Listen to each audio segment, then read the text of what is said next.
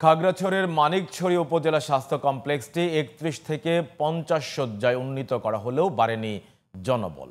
হাসপাতালটিতে ১০১ জন জনবল থাকার কথা থাকলেও আছেন মাত্র ৫০ জন। চিকিৎসক, নার্স থেকে স্বাস্থ্য সহকারী সব বিভাগে জনবল সংকট থাকায় ব্যাহত হচ্ছে চিকিৎসা সেবা। খাগড়াছড়ি প্রতিনিধি হলাপ্রুসায় মারমার পাঠানো রিপোর্ট জানাচ্ছেন জামান আশরাফ।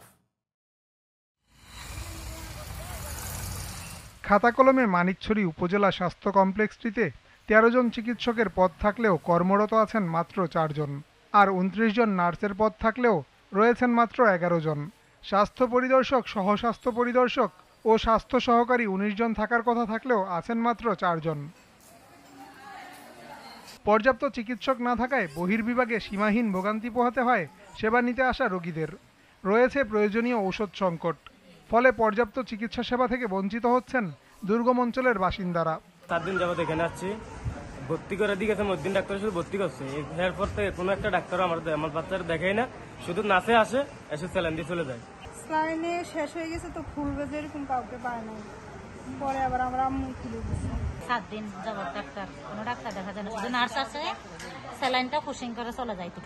জনবল সংকট নিরসনে ঊর্ধ্বতন কর্তৃপক্ষকে জানানো হয়েছে বলে জানান উপজেলা স্বাস্থ্য ও পরিবার পরিকল্পনা কর্মকর্তা। আমাদের ঊর্ধ্বতন কর্তৃপক্ষের কাছে আমরা লিখিত আকারে এবং আমাদের সিভিল সার্জন সহ আমরা সবাইকে জানানো হয়েছে এবং আমরা ডিজিএল সহ স্বাস্থ্য মন্ত্রণালয় সবাইকে আমরা লিখিতভাবে জানাচ্ছি। আমাদের বিভাগীয় উপজেলা সহ আমরা অফিসে আমরা সূর্যবৃষ্টি যে পড়াশোনা হয়েছে আমরা সেই ম্যান পাওয়ার জন্য আমরা চেষ্টা করছি। সহসা জনবল সংকট দূর করে স্থানীয়দের চিকিৎসা সেবা নিশ্চিতে প্রয়োজনীয় পদক্ষেপ নিবে সরকার, এমন প্রত্যাশা স্থানীয়দের।